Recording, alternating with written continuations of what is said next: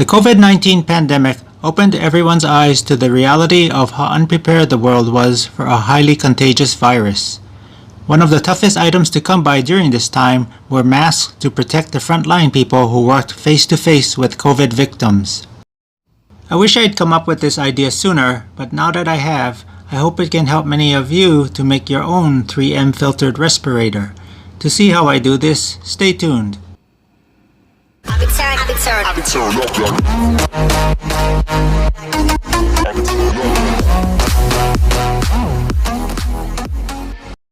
If you saw my video on how I DIY'd for the pandemic, in that video I talked about reusing N95 masks.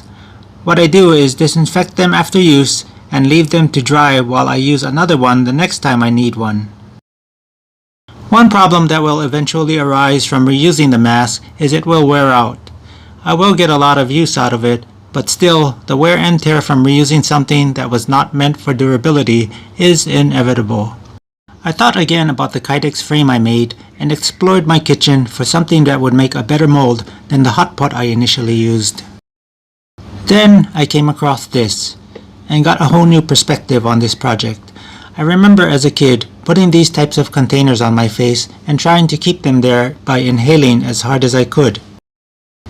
I felt with the right fit, this container could make a good mask and would be worth a try. I did realize that it would look goofy with a huge container like this on my face, so I kept that thought in mind. So I went about tracing some of the contours onto the tub and cutting and test fitting and cutting and test fitting. Lots of trial and error for this part, but a lot easier than the Kydex on the hot pot. I finally finished outlining and cutting out a shape that fit my face just right. I'm happy with the airtight fit, and because the plastic is easy to cut with the scissors, a template I'll display at the end of this video should be easy for you to modify to fit your face, so keep watching for that. As mentioned, I realize this mask will look goofy if I leave it as is. I've cut the top of the tub off to shorten it to a less goofy length. Now that I have something that fits me, cut from a pretty durable piece of plastic, I'm going to make this mask into a template that can be used to remake more identical masks.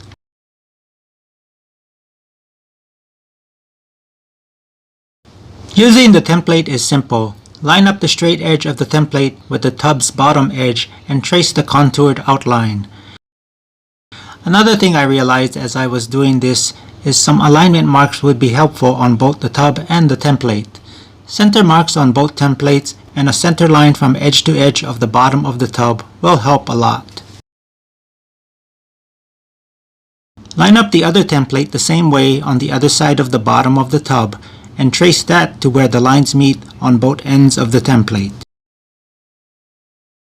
I'll take my time cutting as accurately as possible on the line. When making cuts around tight turns, use a small portion of the tip of the scissors and cut only a small bit at a time while cutting, then turning, then cutting, then turning to cut around the tight curves.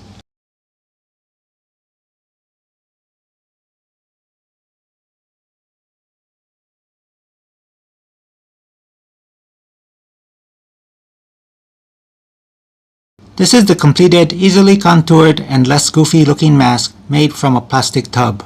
It was a lot easier than my original idea and a lot more airtight without much effort to get it that way.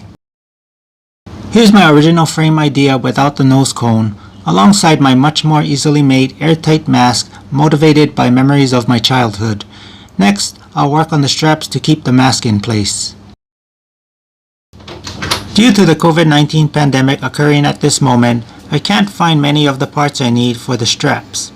After some exploration around my home, I was able to cut some elastic straps off my ironing board cover, so for now, that'll have to suffice, and I'll use some packing tape to hold it in place for demonstration purposes. The breathing hole is a simple matter of using a 1-inch spade bit to bore a hole in the front center of the mask. The hole will be covered by a filter that's glued in place. I decided on glue because it's an easy way to mount the filter. It's also replaceable by peeling off the filter and glue, then gluing on a new filter.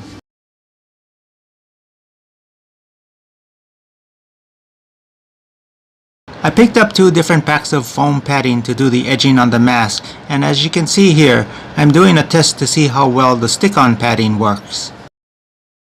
The stick-on one I have is this one. If this works out for me, it's the ideal one because it's the easiest one to apply. Just stick it over the edge and that's it. This is the other one that's not a stick-on. To apply it, I have to glue it on. If the stick-on one doesn't work, this is the other option. In looking at this test piece, it doesn't look good since the stick-on one is already coming off. I made this jig out of 1/2" PVC. It will keep the round foam straight while I cut a slit down the middle of it, which I'll then slip over the edge of the mask and glue it in place. First, I'm going to draw a straight line in the foam to serve as a guide when I cut the slit.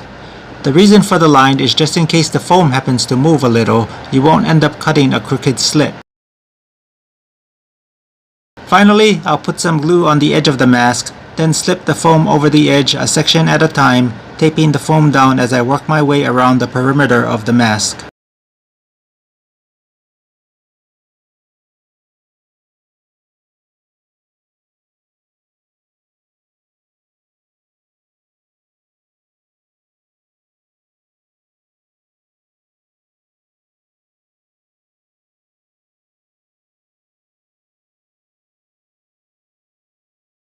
And this is the completed edging. I like the look the cylindrical foam adds to the mask. The original plastic edge wasn't that uncomfortable, but the foam edge does feel better.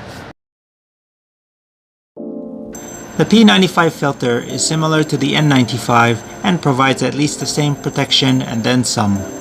I'm sort of hoping this mask can catch on since it is reusable. During this COVID pandemic, when I hear of hospitals receiving masks in the thousands, and that's not even enough to last a week, I feel they need a new solution to masks. That shouldn't be an acceptable use of hospital supplies. Maybe it will no longer be.